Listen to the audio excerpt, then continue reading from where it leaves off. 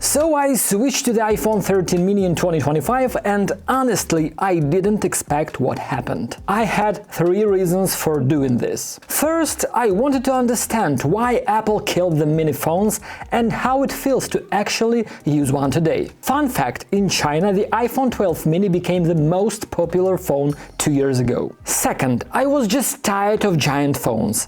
And with my broken arm, using a big iPhone 16 Pro Max with one hand was a nightmare, even with all the accessibility features. And third, I wanted to see how usable a 3-year-old iPhone really is in 2025. So I got a refurbished iPhone 13 mini, pink, super cute, for just $300.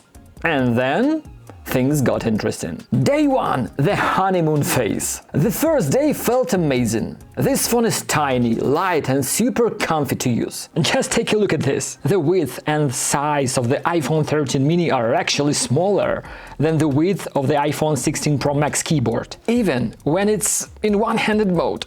That's absolutely insane. Typing with one hand on this phone is incredibly comfortable. It fits perfectly in your palm. It takes up almost no space in your pocket. You barely even notice it's there. This phone is a perfect fit for people who work out a lot or spend time outdoors and need to carry a phone with them. You can easily slip it into any pocket, any bag or even a tiny waist pouch. Typing, swiping, reaching the top, all with one hand feels like freedom. You barely feel it in your pocket, and shooting photos or videos super easy, like a real pocket camera. That feels didn't last long. Battery.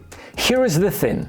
Small phone means small battery. So I woke up at 7 a.m., grabbed my phone, checked my email, watched a couple of videos on YouTube and scrolled through social media for a bit.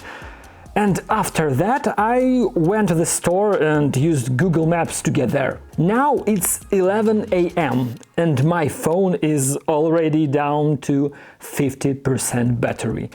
And that's a problem. I think I'll need to recharge it right after lunch, and the day isn't even halfway over yet. The issue is this phone doesn't support fast charging, so I always have to carry power bank with me. Even charging in the car using MagSafe doesn't help much. The charging speed is just too slow on this phone. It simply can't keep up. I had to charge it 2 or 3 times a day, 20 watts over Lightning. MagSafe is even slower. Yes, it charges to 50% in 30 minutes, but 50% of 2000s and 400s is not much. A full charge takes over an hour. Even with a power bank, I felt limited. Display. The 5.4 screen is too small for 2025. Sometimes text in apps just overlaps or gets cut off. The 60 Hz refresh rate didn't bother me, but iOS 26 is coming,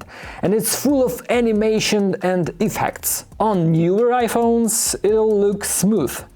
On the 13 mini, well, see. Also, screens have really improved in just 3 years. New iPhones are brighter, more colorful and more contrasty. But my biggest issue? I just didn't want to consume content on it. Photos, videos, reading. It just didn't feel good. The screen didn't pull me in. So honestly, this is a great phone if you want to digital detox, but not for everyday media use. Also, not for kids. The small screen, more eye strain. What's the better option? Today I'd say the perfect compact phone size is around 6.3 inches.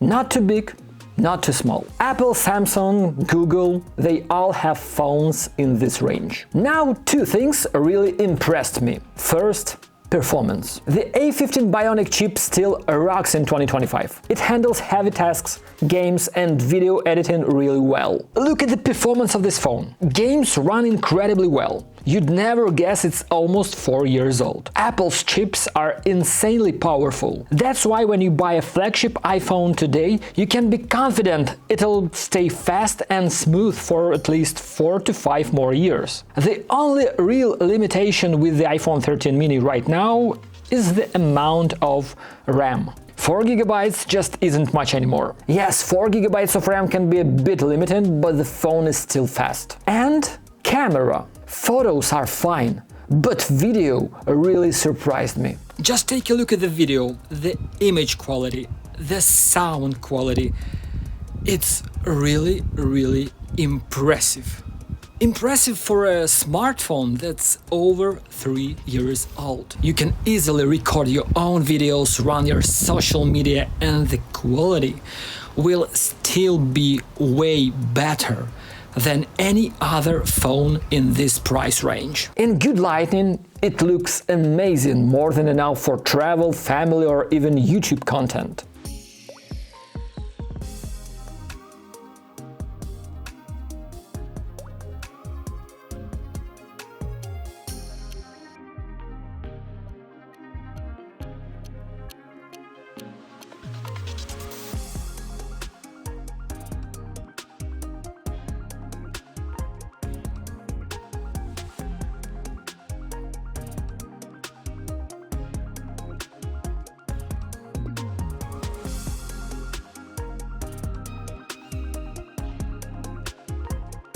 Conclusion: mini phones have their place. Some people need them, but would I recommend the iPhone 13 mini in 2025? No. It helped me understand what I really need, and that's a bigger phone. Smartphones are becoming our everything device, and they need space for that. If you want some compact but practical, go for a 6.3 inches phone. iPhone 15 Pro or 16 Pro or Galaxy S25, Galaxy S24, that's the sweet spot. Or maybe a perfect second phone. Guys, thanks for watching, subscribe to the channel and don't miss a new video. Bye!